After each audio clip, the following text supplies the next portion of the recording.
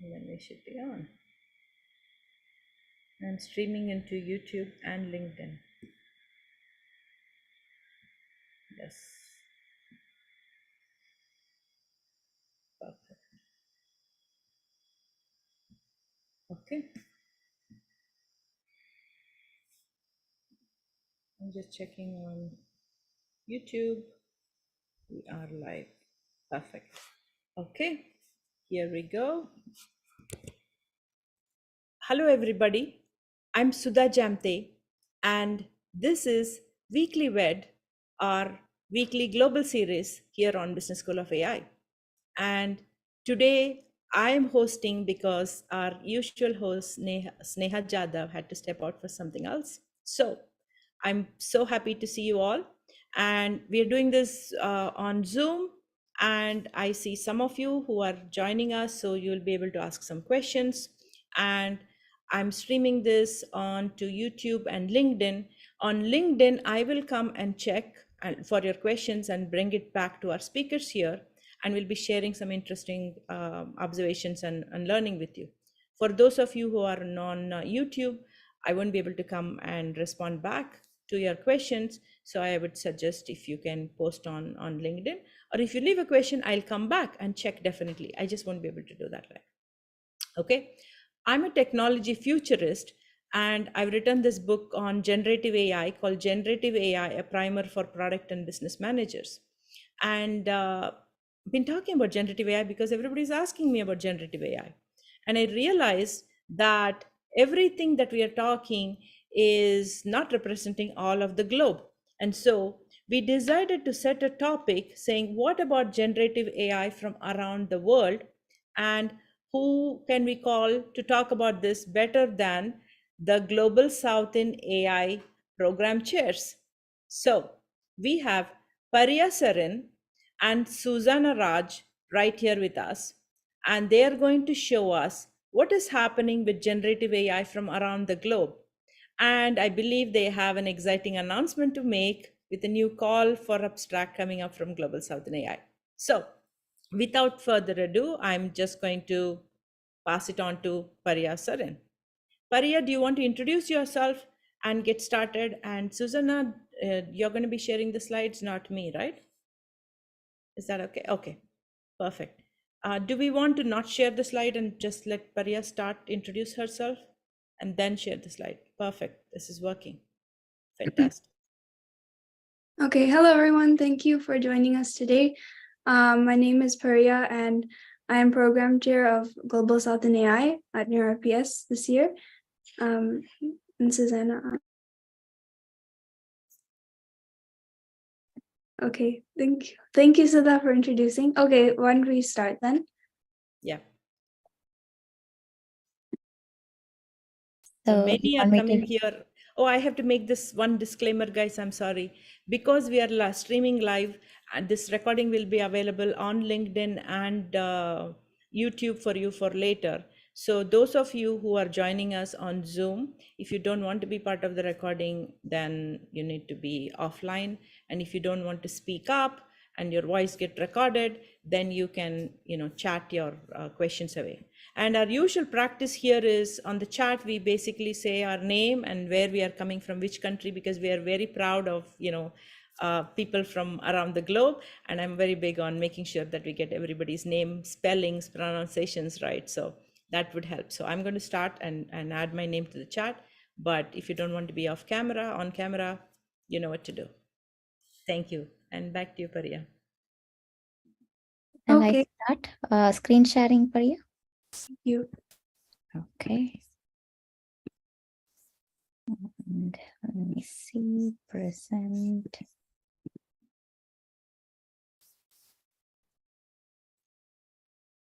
Okay, and then the next slide. Okay. Okay, so as Sudha was mentioning, today we're going to take a look at the state of AI in the world and to get a global perspective and see how the countries or regions are comparing. So next slide. Okay, so looking at this chart, we can see that AI capacity is high in certain countries like US, China, Singapore, and UK. US is all the way to the right, the blue bubble over there in this all the way to the right in the scale. And so we can see that it has the highest scale, which is the nation's output globally. And this also shows us that the US and China are scoring far ahead of other countries. So the countries that are on the most right. And then in terms of AI intensity, which is the AI capacity relative to the size of the country, we can see that Singapore ranks the highest. So it's the bubble at the very top at around 75, 76. And then it's followed by Israel and Switzerland. And South Korea ranks 7th, followed shortly after the US. So the US is the blue over there, so South Korea is right underneath that. And countries in the Middle East and Africa, so as you can see here, Middle East is the green bubbles and Africa are the yellow. They're falling short, so they're at the bottom in the scale and intensity. So what we see is not enough AI output and innovation relative to the size of the countries. Okay, next slide. So these are the global AI index factors showing us key metrics about how we measure AI output around the world. And in the first section, we see talent, which is one factor. And in the top image, that specifically is the factor of contributions to all open source AI repositories on GitHub. And and then below that is the number of AI professionals. So what we see here is you can see the largest bubbles are India and the US. And so those countries are in the lead in terms of talent, which means there's a lot of skilled AI professionals in the US and India, especially compared to other countries. And then the next section is research, which is the number of filed, and I specifically put in the number of filed AI patents. And in this case, you see that US, China, and the UK are in the lead, but there's but specifically US and China, you can see are pretty far ahead. And then in terms of development, I put in number of submissions to AI conferences. So in this case, you can see the US, the largest bubble is China, and then you see the US and other East Asian countries are represented, such as Japan and South Korea. So, okay. So now, next slide, sorry. Thank you. Okay. So with advances in AI, also, by the way, any questions so far? Or anything to add? This is amazing. And you've collected this from so many different sources, because usually people get one report and then you don't see all the different dimensions of this. So it's wonderful. And I did not know Singapore. I would have never known Singapore was at the top of how many people are skilled in AI. It's almost the whole country, looks like, right? Yeah, it's true. Thank you. So yeah, so now let's look at the AI index rankings, which is since we have so many advances in AI, governmental action is needed to ensure that the AI technologies are benefiting societies and not deepening inequalities. So this chart on the right shows the 2022 index rankings of 181 countries. And we see here that the US is ranking the highest because of their innovation capacity. And then second, as Sudha mentioned, is Singapore, which excels in having a large proportion of a technically skilled population. And then we see on the latter half of this list of rankings, many countries in Africa and in Middle East as well, which is showing us global South countries. And so this raises the question of what does this tell us about in these countries and global South countries, specifically in Africa? and Middle East. What does this tell us about the governmental AI strategy there in terms of innovation and developing new technologies? Okay, sorry, next slide. So we want to, before we move on to applications in the Global South, we want to ask the viewers, what does your country want to do with language that AI is not doing for them? And what applications of generative AI are in your country? And can you think of ways that we can improve these applications?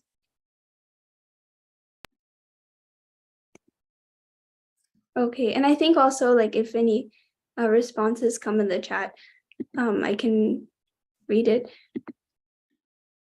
Yeah, I can keep tab of what is coming in the chat, and I think people will talk more with Susanna Okay. after this on this topic. Yeah. Okay, so correct my pronunciation, but Lasan, an AI startup, has been developing translation tools for Ethiopian languages, and has been outcompeting or having better performance than other large language models like Google Translate, for instance. And this AI startup and other AI startups in the Global South have been adding to the richness and the accuracy of translation and of the languages in the region. So specifically, it here gives two examples, Amharic and I can't Tigrinya. Sorry for the pronunciation, by the way. And so with Google Translate and other large language models, there are multiple signs of faulty accuracy and lack of inclusion for the Global South's languages. So these type of AI innovations are taking steps towards creating a more inclusive and global language AI. So one thing that I noticed that's very interesting in the work of this of Lisan is in Google Translate they might not have the data for all languages, right? Because the way Google Translate and all the AI, language AI out there works is based on a set of languages, 7 or 8 languages, and then they do what is called as transfer learning to other languages. So what they have done here, what Lasan has done is they've actually created 2 benchmark data set for languages from the Horn of Africa. And so I hope that is available in GitHub and open source, and others can build on it. Maybe the Google team can go and improve Google Translate also with that. Thank you for this. And this is it's recent, July 2023 news. Thank you. Yeah. So, okay, the next. So yeah, so we can show the video first, I think. Oh, okay, I think the volume. I am OTV's and Odisha's first AI news anchor, Lisa. As you all know, OTV is the first private satellite channel of Odisha which came into existence nearly 2.5 decades ago. In these 25 years of its broadcasting journey, OTV has reached many milestones, earning the reputation of being Oriya people's go-to news channel. Now, giving birth to me and by instating me into the TV and digital world, OTV has marked the beginning of a historic moment not only in Odisha, but for all the regional television broadcast mediums across the country. Please tune in for our upcoming segments where I will be hosting latest news updates coming in from Odisha, India and around the world. I hope you will accept me with the same love and enthusiasm. Namaste. Thank you.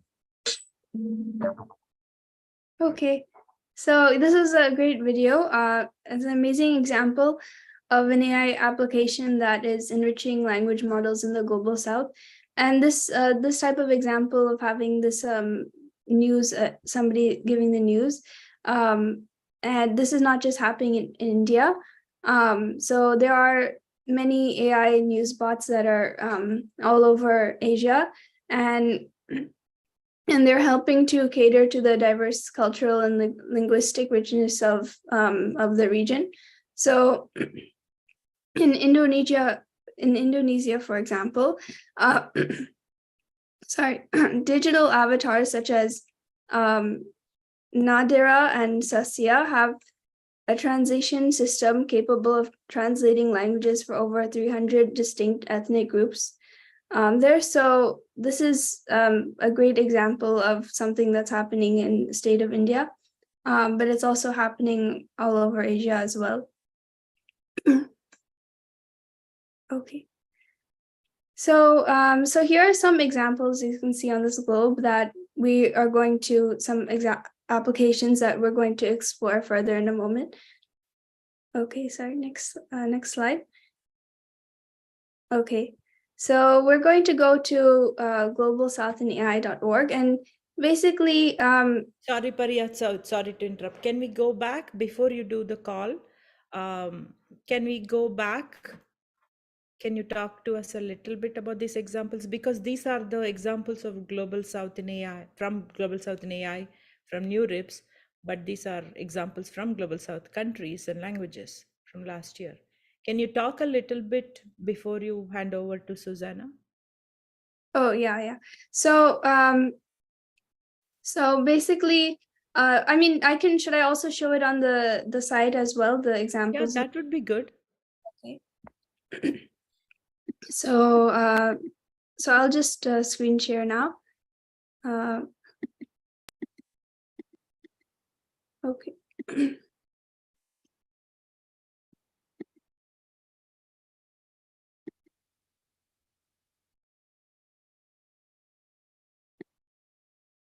Okay, so is everyone able to see my screen? Yes. Okay. So let's go ahead and see some of the archive of our last year's New IPS, and let's look at some examples or applications. So let's look at the Kenyan election misinformation monitoring first. And so this is an application that we had a poster on last year in Europus, and this can be inspiring and give ideas.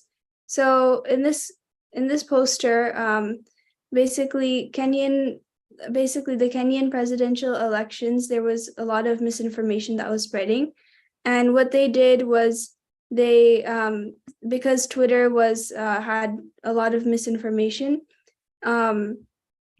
They built and tested a dashboard to monitor this election-related hate content, and they were able to detect the hate content and also utilized a BERT-derived pre-trained model for hate speech, and then were able to present their research at NeurIPS. So that's one example, and then another example we can see here is preserving Sanskrit shloka using transformer.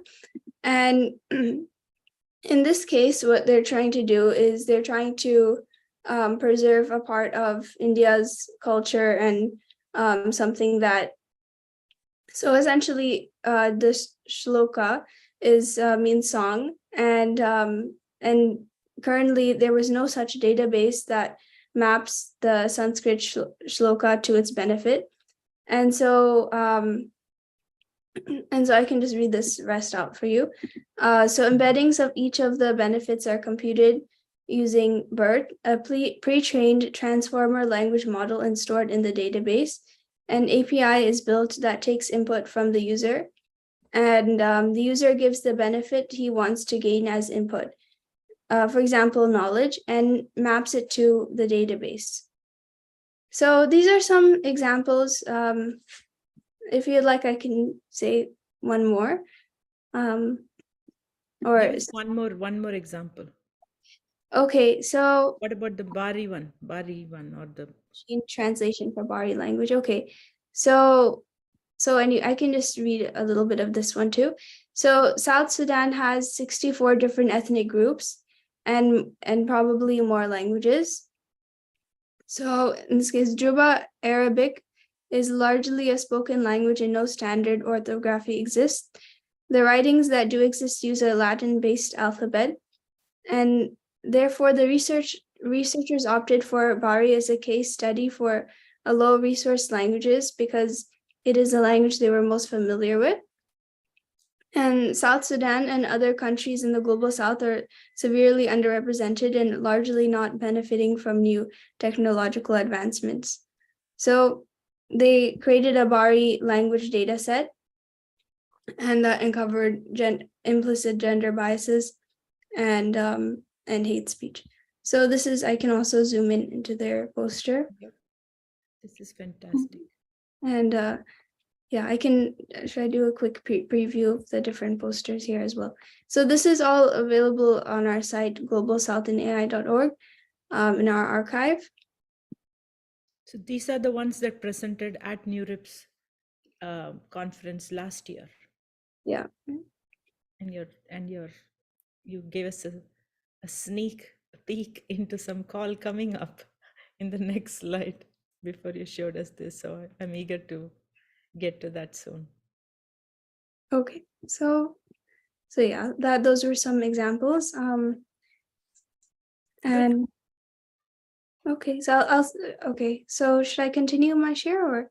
Yeah, can you pass it on to Susanna for the call, because we are at the halfway point. You said there is a call from Global South in AI. Before you come and show us the whole details, I want to see if Susanna wants to jump in and talk about what is this call about. That's because it's her vision. I would like to hear from her, and then we can come back to you to show us how to use the site and do the submission for the call for abstract. Yeah, Is that good? sure. Yeah.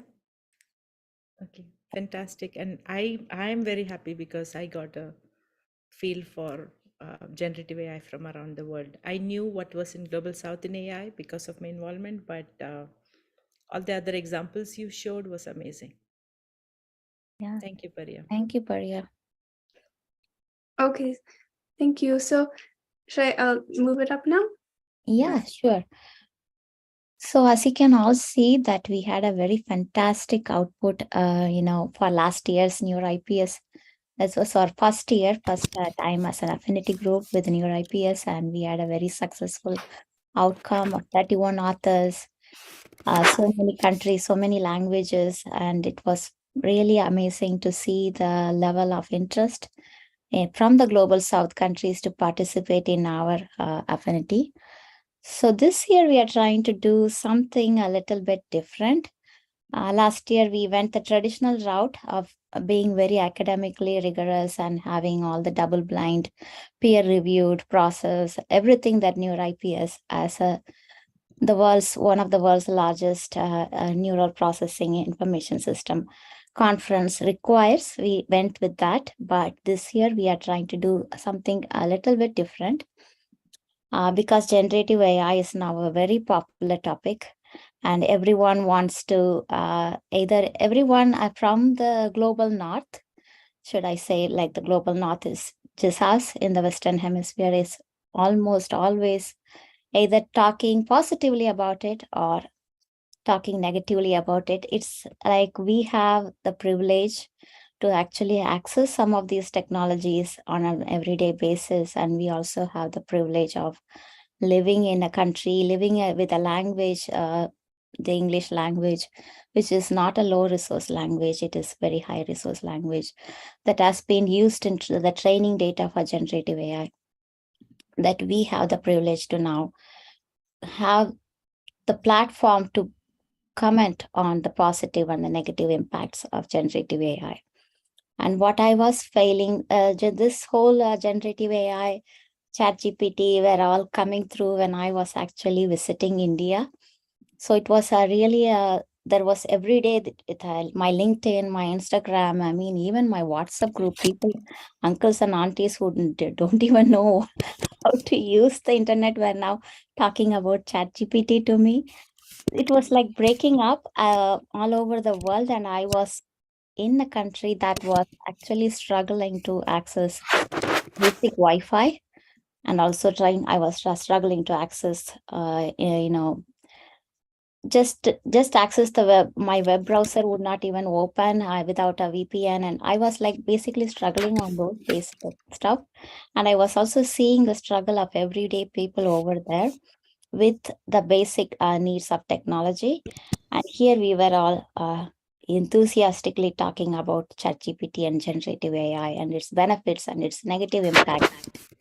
So as I saw that come through in January, February, when I was there, and I came back here and I also got into the news cycle and saw everyone talking about on LinkedIn on how it is good for us and how it can improve our lives, how it's going to eliminate so many jobs, and what are all the beneficial applications of it. And then there was another entirely different group that was talking about how it has been trained on the internet, how it has biases built in it, but at a larger scale now, at a larger impact now than before. All of this was spoken by people who were from the global north, and I felt like there was nobody from the global south talking about this, either positively or negatively, because they have no access to it, or they have no ability to access this technology in their languages or be able to use it in the languages. And even if they had something positive to say, somebody, I think Sudha's mic is on. So even if they had something positive to say, everyone would jump in on them on LinkedIn and say, hey, that's not how this is supposed to work. You are doing it wrong. You are supposed to prompt it this way. You need to know how the right way to prompt that thing. Otherwise, that's how it will, deliver its outputs. You don't know how it is trained, what languages it is trained on. The language you are using is not the main language it is trained on. People were, policing them. Tone correction and all of those things were going on the LinkedIn sites as soon as somebody from the global south was, either talking about it either in a positive way or talking about it, about the struggles that they are facing with their languages. It was always coming up, like immediately somebody would jump in and do that. And it was almost instinctively, like the very second you post something, somebody would jump in and say that. So I actually tried that. As an experiment. I am a social scientist by training, so I went and took a popular literary example from my own language. I know that ChatGPT was not trained primarily on that language. I know it will not have an understanding of it, but because it is one of the 95 languages that it was trained on, it may have some input on it. So I was just using it as a example, and I prompted it and asked a question, and of course it failed, and it said it doesn't have an ability to translate that text for me. And I posted that, and immediately somebody from the global north, one of our own program chairs, actually jumped in and said, it is not trained on that language, it is not trained on this, it's this is how it's supposed to work, and this is not how it's supposed to work. And the technical information was immediately given to me, and that confirmed that that instinct in all of us from the global north to actually correct someone from the global south and to show that they are not part of this discourse was the inspiration behind this call for abstract for this year's New IPS. I wanted to give everyone a platform from the global south in whatever format, in whatever way that they are comfortable with, to talk either negatively about it, the implications, the struggles, the difficulties within their language, and show it as an art, as a demo or an abstract or as a poster.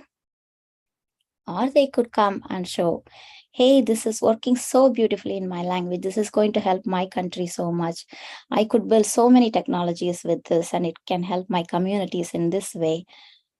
Show that to us, either as a demo or a paper or an abstract or a poster or, an artwork, whatever way you are comfortable with. There is no gatekeeping barriers here this time. Nobody is going to stand there and police you on your artwork or, on your submission. There is no standards of metrics or anything that we are going to hold you to that. The reason for that is to have an open platform for discussion. purely for discussion, for debate, and to have your views and opinions on a global stage be announced and be able to have the visibility, so that you don't have what I see as that we don't have that in our communities right now, in the social media platforms right now. I don't think the global south community feels very comfortable sharing either positively or negatively about generative AI. So that is our call. And I think, Pariya, if I missed anything, do you want to add something to that? So I can, should I go ahead and add some of maybe the specifics here on the poster? Sorry, Susanna, you were going to show us some kind of demo? Yes, I can do that too. Because for those of you who are watching this, I am very impressed, or maybe not so impressed, that I was the one who posted and commented to Susanna, and when she was writing about how I think Tamil language was not supported in ChatGPT, and I want to speak on behalf of everybody here in Silicon Valley, because when we are using some tool and technology and it is new, when somebody is commenting on this is not working, that is not working, our instinct, that is my instinct, and it was to say this is how it is designed. And I came with saying, oh, ChatGPT is built based on these 7 languages, but it can understand 95 other languages. And somebody came and said, what are these languages? And then I went and gave that list. And so I thought I was being helpful, and I mean well, and I'm part of the Global South in AI, as a founder, as one of the program chairs. And it never occurred to me till Susanna talked to me later saying, there are people out there who don't know this. And so we come from a place of privilege where we are tech savvy, we have access, we have infrastructure, we see examples of applications, and we go build stuff and build startups and brainstorm ideas. And we take it for granted that what we are thinking as examples and applications is what somebody else in another corner of the world might be using. So I was very impressed with the collection of use cases that Pariya showed with the anchor. I thought that was pretty interesting, and to see the AI in a sari was very intriguing for me, though she was shaking her head up and down. That could be, changed a little bit. And she had another example, Pariya had another example from Indonesia, and I'm eager to see what that is, because I didn't see that on screen, and I'm eager to see what that is. And the one from the Ethiopian language one from Lesan, where I could not have thought of that, right? When we say, oh, Google Translate understands 100 languages because of zero-shot learning, we just assume it does, but only the people who are from that language can say it doesn't do such a great job when it actually use it. So thank you. Back to you, Susanna. If you can show us the demo, I would like to see that, if that's Sure. interrupting your flow. No, not at all.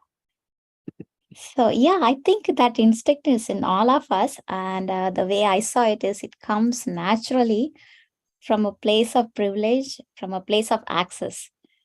I think we have access, and we don't understand how precious that access is. We think it's given to us and it's granted to us. So I think that instinct comes naturally, and it's not a bad thing, but it is one way in which we diminish or hamper down the voices of the global south, which always struggled with access, which always has struggled with visibility, and always has struggled with the privileges that we have here naturally. So here is my just so that I wanted to actually show you that yes, Tamil language is not supported by ChatGPT. It was not one of the 7 languages it is trained on.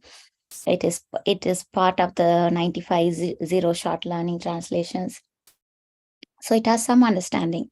So this was created on Bing Image AI Creator. I can actually show you next. So I did nothing. I just went and used the word because based on last year's our own poster presentation, which was on gender constructs, on how in the language itself, there are some gender prefixes and suffixes within the Tamil language that actually denote whether a woman is married or unmarried or single or divorced. Just before, by using that before her name, you can actually make out what her marital status is. And then there was another interesting presentation by the Bari language, in which they have something calling names, which actually denote whether a woman is supported or, dependent or not dependent. So this was our gender construct poster for last year.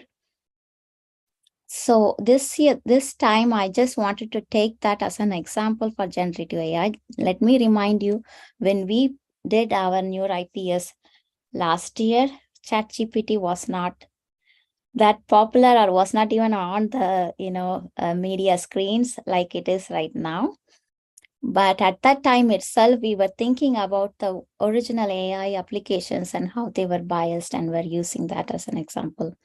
And then now actually the generative AI has taken over a lot. So I just used only one thing, like Kumari in our language means somebody who is young and unmarried.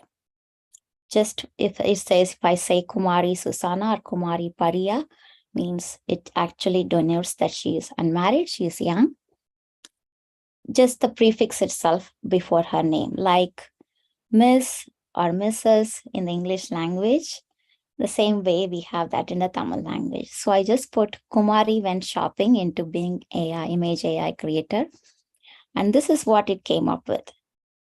So immediately it understood that Kumari means somebody from India. So she's wearing a sari, she's wearing really big earrings and jewelry, and she's going shopping. And you can see she's a very young lady and is a little bit westernized and also looks very fair in complexion. But she's wearing boots with her saris too. So that's Kumari went shopping, and that's what it immediately generated. I did not ask it to generate in a style or anything. It just generated as a cartoon graphic. I do not know why that is. So the same thing, next one, in our language, Srimati means married. So if somebody says Srimati Sudha, something like that, that means she's automatically married. It's announcing to the world that she's a married woman. That prefix before her name.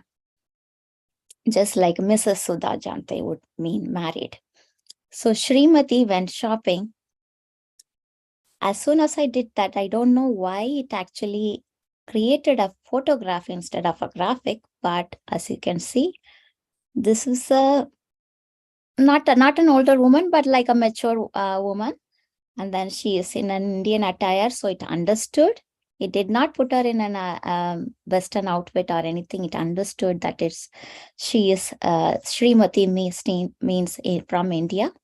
So it actually did that. And I tried this several times, hoping that I would get a graphic, but I did not get a graphic. I kept on getting a picture, a photograph. So the next thing I tried was Kumari and Srimati went shopping.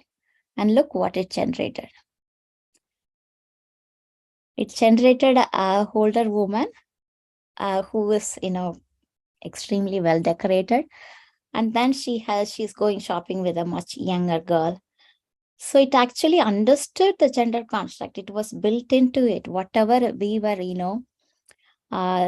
talking about here in a way that, we think, oh, those biases are not built into the system. It is something that, we humans have, and we only have to, eliminate that within the data sets. But the data set that AI is already trained on is from the internet. This is the data set of the globe that it is trained on, and it has those same biases inside that. It has those prefixes and it has those suffixes. It has actually learned what the gender differences are. Without me giving any context to it, these were my actual prompts. I will show you the prompts later. This is the exact prompt there, and then this is what it came up with. So it understood those things. The reason why I'm sharing all of this, let me actually do a screen share of Where did it go? Okay, maybe I should share my own. Let me close this. Okay, maybe it doesn't let me share my web browser.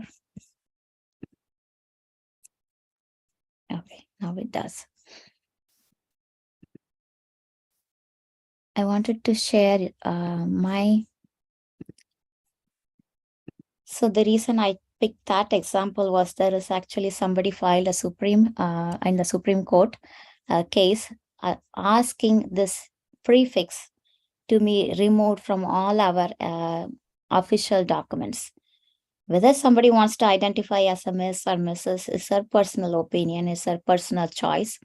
But from all the official documentation in India, they actually require you to have those prefixes. I did realize that only when I was traveling to India after so many years, that when I was filling out the passport information and all the visa informations on the Indian official forms, it would not allow me to move past this unless I put a Kumari or a Srimati before my name. It just wouldn't let me do it.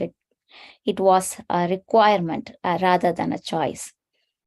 So this lady has filed as a court case in the Supreme Court asking them to remove it from the official government documentations. And this is the current state.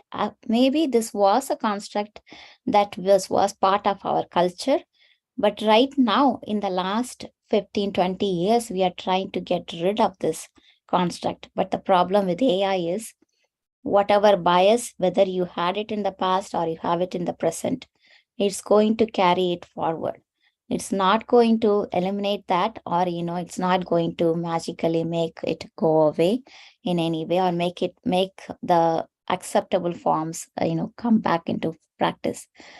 So that's what we are trying to see within the global south countries. What are the biases? What are some of the issues within that data sets? What is it trained on?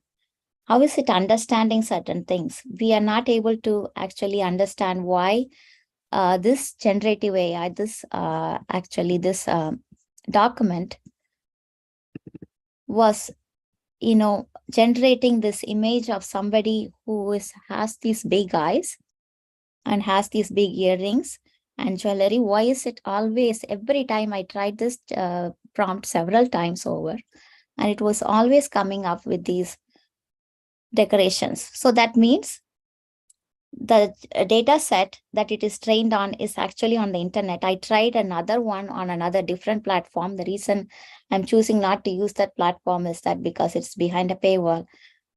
In that, I actually asked it to depict older Indian woman, and it depicted all the images that I could find on, if I do a Google search and put an older Indian woman, and all the images were of Indian women from the rural part of India, very old, like in 80s and 90s age group. And that was all the image that it could create. The same that I could find on Google, it was actually creating that too. It wasn't doing anything different. It's actually regurgitating whatever it is finding on the internet. So that's one of the things, that we have to be careful from the global south. And I could, right now, let me Can you share go back to that article? this one. Yes, can you go back to the beginning? So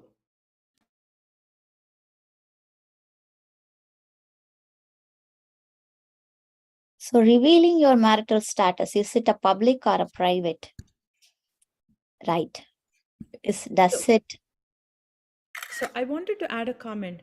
One thing is, this is a profile of the current women who are standing asking for diversity. They are dressed in sari, in other low outfits and stuff. So they are not wearing those big jewelry, and they're not 90 years old.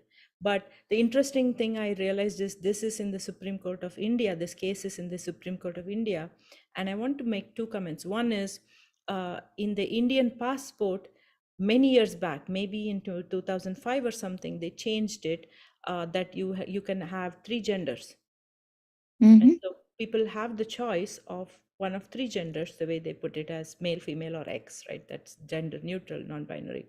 And then to have that, keeping the misses is kind of dated. So I'm glad society wakes up to it, and it should reflect in technology.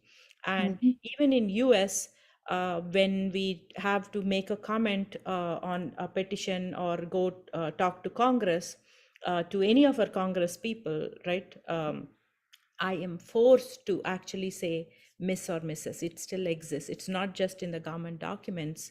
And personally, I can tell you, independent of my marital status, I just think it's none of anybody's business. And I have to go and select this every time is super annoying for me. So I hope that they change that in US also. And I hope we don't make a case to go there. Yeah. Yeah, thank you. I know it's at least it will allow in some of the forms I have seen in the US, it will allow you to move past that without selecting the prefix. You can select actually from the drop down menu as none and then move.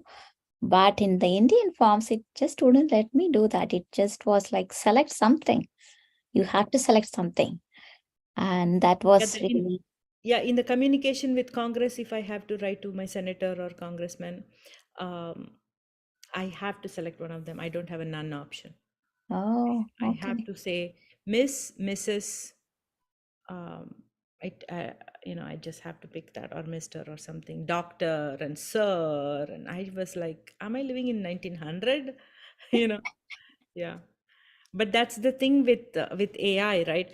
And so when we talk about this in Global South, what happens is it's easy to talk about Global South and say they are doing this and that is there in society, and that is a bias that we are bringing in, just like the internet images of 90-year-olds from 1900 shown as Indian women of today.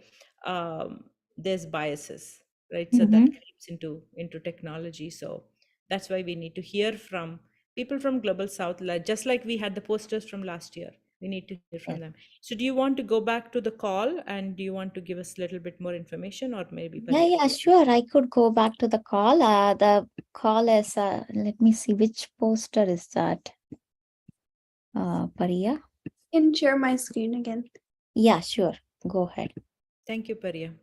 Pariya is on top of her game. She's done an amazing job.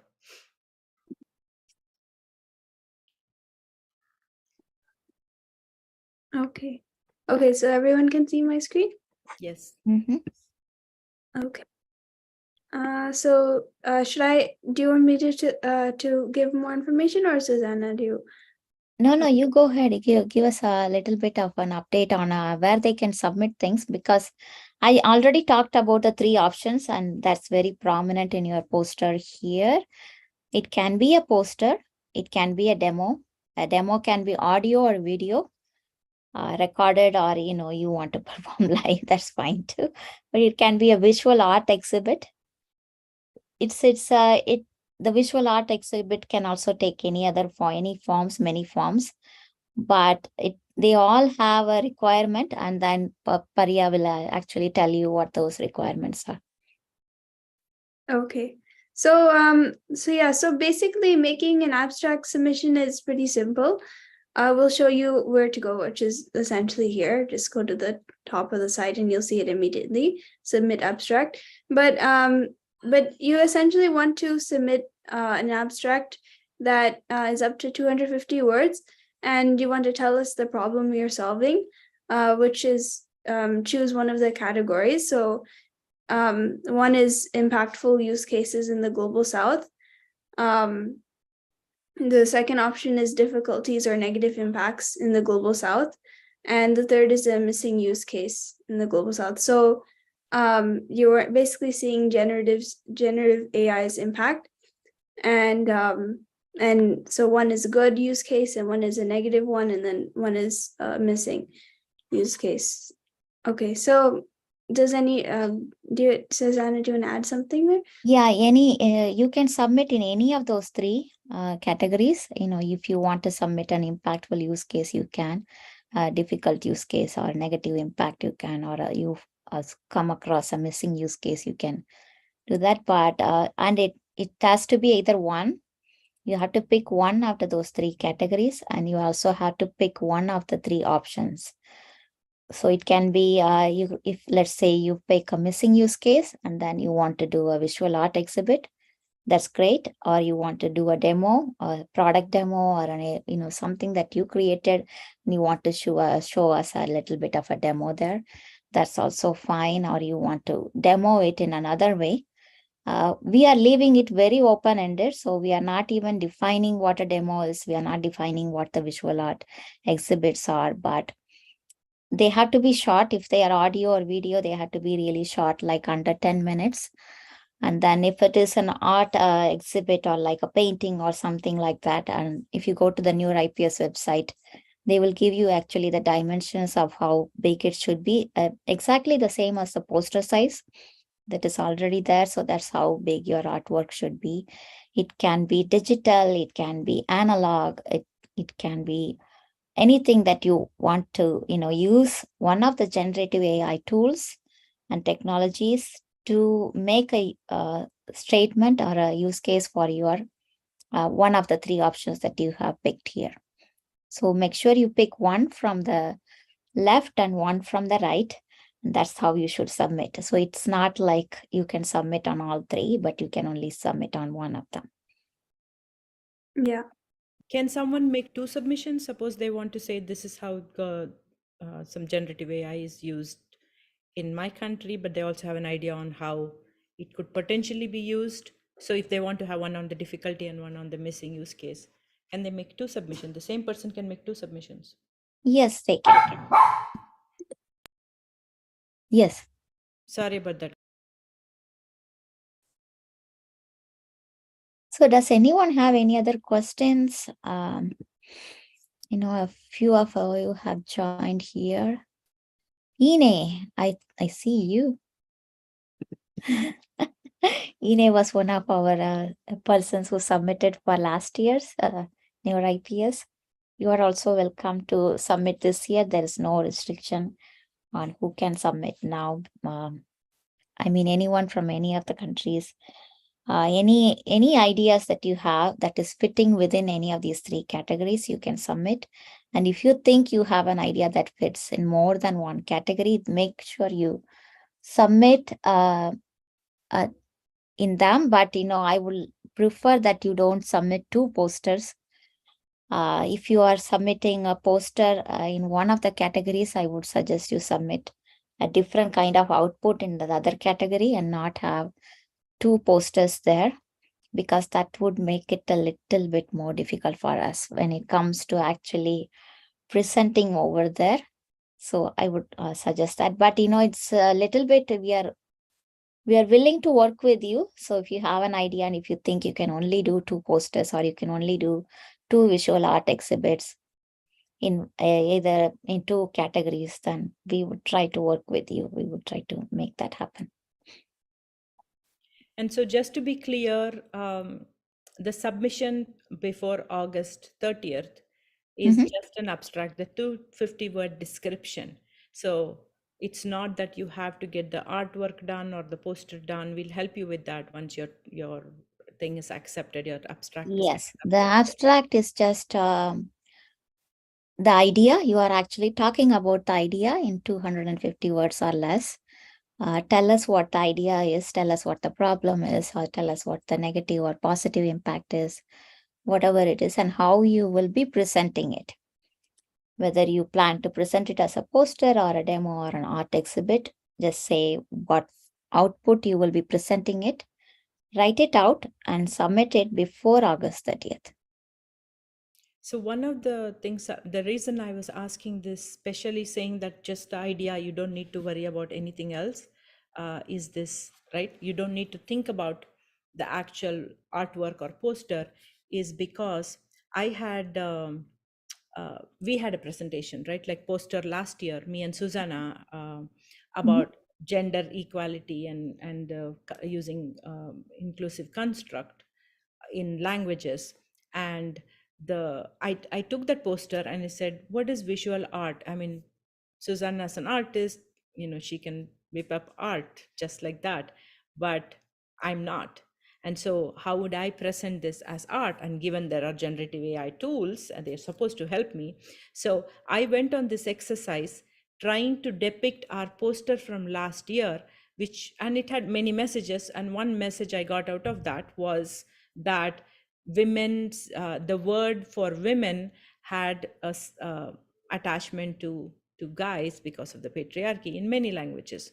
And so I wanted to show a guy, and I wanted to show a woman, and then I wanted to show the guy's shadow is much bigger and is kind of superimposing on the women. I have tried this with so many of these tools and gotten nowhere yet. And then Robert Schwenkter is an expert on prompt engineering. I shared this with him. So he sent me a lot of pictures on how the different generative AI is interpreting the prompts to get us this. And we have not got any image that looks like that. So I wanted to share that because it might be an interesting exercise. If you can produce art, it's great. If you want to use a tool to produce art, it would be a nice prompt engineering exercise also. But I want you to just be aware that you don't need to be this artist like Susanna to create art, because that will just be a different flavor of, presentation. But for the submission, you just have to explain that in words and tell us whether generative AI is used in a good way, or there's some problem, or you see an application that can be used. And we are not asking you to build the application, because we are just trying to collect enough information on what is out there in the global south and how is it perceived, how it can be improved. And our goal here is to make sure that it's all inclusive, right? So that finally we want AI to be inclusive in every possible way, and we are focusing on language AI and global south languages. Yeah.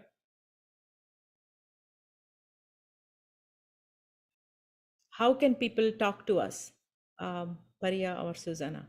So people have a question, they want to do that. Can they just come and make a submission? Should they come to the site? And is there a way to talk to us, or is there an email? What do you suggest? So we have an email to contact the program chairs, which is Susanna, Sudha, and me. And here it is. And so you just visit our site and you'll see the email here as well. And then you can also visit our Slack, which is our GSAI community, and you can ask us questions as well. And you can discuss with other people who are going to be presenting, and also our past researchers from 2022. So yeah, just click on this, join our Slack. Oh, that is good. And yeah, and I think also our emails is also an option. Okay. Awesome. And for those people who are watching this on the live, where can they get the recording of this? So you can get the recording on Sudha's YouTube. So that also those who are watching this, I will also send everyone the webinar after as well, and then it'll also be available on our site. And Sudha's weekly WED playlist, which is on her YouTube, and also I think LinkedIn. So. Yeah, it is streaming on LinkedIn, but you need the right link. It's on Business School of AI. It's streamed from there on LinkedIn. Yeah, so they can come to the YouTube, they can go to Business School of AI where it is streaming, see the stream, or the easiest thing would be to just come to globalsouthinai.org, see the submission, see the past posters, find the email to communicate with us, join the Slack, or you can embed the YouTube right here so they can come and watch the recording. So if they just have to remember globalsouthinai.org and then come check it out. Yeah, exactly. Okay. And yeah, and to submit your abstract, it's directly on this page. You just click on that and you'll go to the platform to submit your abstract. Okay. Good.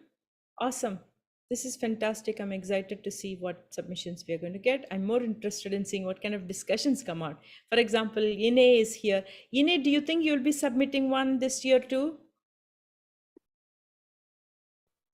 I'm putting her on the spot here.